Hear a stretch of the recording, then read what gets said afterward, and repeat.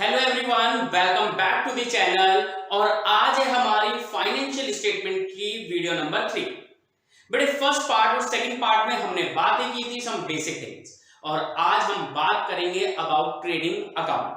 Trading account के लिए मैंने यहाँ पे क्वेश्चन दिया है और यहाँ पे जो भी हमारे पास गिवन डाटा है उससे हम बनाएंगे अपना ट्रेडिंग अकाउंट। तो बेटा बेसिक चीजों में जो मैंने आपको बताया था, ट्रेडिंग अकाउंट की डेबिट साइड में रिकॉर्ड किए जाते हैं सारे डायरेक्ट एक्सपेंसेस और यहां रिकॉर्ड होंगी हमारी डायरेक्ट इनकम्स। तो बेटे जब भी आप ट्रेडिंग अकाउंट प्रिपेयर करेंगे तो सबसे पहले ओपनिंग स्टॉक लिखा जाता है और उसके बाद परचेजेस और उसके बाद जितने भी डायरेक्ट एक्सपेंसेस हैं वो आप लिखेंगे, लेकिन इन दो चीजों को सीक्वेंस में लिखना।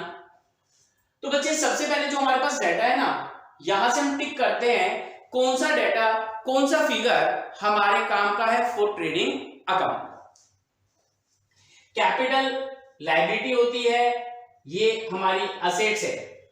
जब भी बच्चे हम सेल करते हैं तो जो सेल है वो हमारी डायरेक्ट इनकम होती है, इसीलिए इसे मैं रिकॉर्ड करूंगा सेल्स अकाउंट। 8,20,000। मैंने इसका फिगर बाहर नहीं लिखा क्योंकि बच्चे बाहर हमें लिखना होता है, मतलब फाइनल यहां पे जो हमें अमाउंट है वो लिखना है नेट सेल्स। नेट सेल्स का मतलब होता है सेल्स रिटर्न माइनस कर दो, माइनस सेल्स रिटर्न 10,000। तो बेटा हमारी जो पहली फर्स्ट डायरेक्ट इनकम है which is called net cell.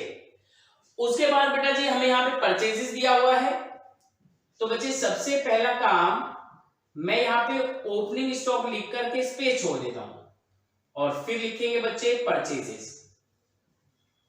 Purchases है हमारे पास 4 लाख, तो क्या परचेज रिटर्न है? हाँ जी सर, परचेज रिटर्न भी है,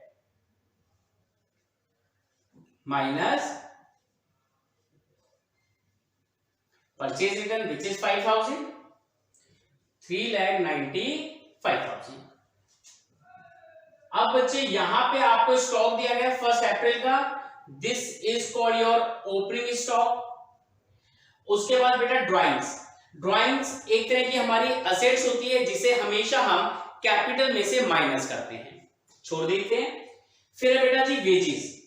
वेजेस का मतलब है कि जितने भी लोग हमारे लिए फैक्ट्री में काम कर रहे हैं, जो उनको हम दिहाड़ी मजदूरी देते हैं, वो हमारे लिए डायरेक्ट एक्सपेंस है, wages which is 1 lakh. Carriage. अब बेटा कैरेज दो होते हैं, एक होता है इनवर्ड और एक होता है आउटवर्ड। तो बेटे जो आउटवर्ड है वो हमारा इनडायरेक्ट एक्सपेंस है और जो कैरेज इनवर्ड है वो डायरेक्ट एक्सपेंस है, कैरेज इनवर्ड। उसके बाद बेटा सैलरीज। सैलरी जो है वो हम ऑफिस के स्टाफ को देते हैं, फैक्ट्री का खर्चा नहीं है। ऑफिस का जितना खर्चा होता है it's called indirect expense. General expense छोड़ दो, रेंट नहीं आएगा, इनडायरेक्ट एक्सपेंस है। अगर यहां पे स्पेसिफाई करेगा फैक्ट्री रेंट तो ही आपको यहां पे लेना है, अदरवाइज यहां पे नहीं लेंगे। परचेज रिटर्न ले चुके हैं। डेटर्स असेट्स होती है, कैश असेट्स है। कैरेज इनवर्ड जो है वो आपका इनडायरेक्ट एक्सपेंस है। एडवर्टाइजमेंट इनडायरेक्ट एक्सपेंस है और क्रेडिटर्स हमारी लायबिलिटीज है। यानी कि जो डेटा आपको दिया हुआ था वहां से आपने सभी डायरेक्ट एक्सपेंसेस को पिक किया और डायरेक्ट इनकम को।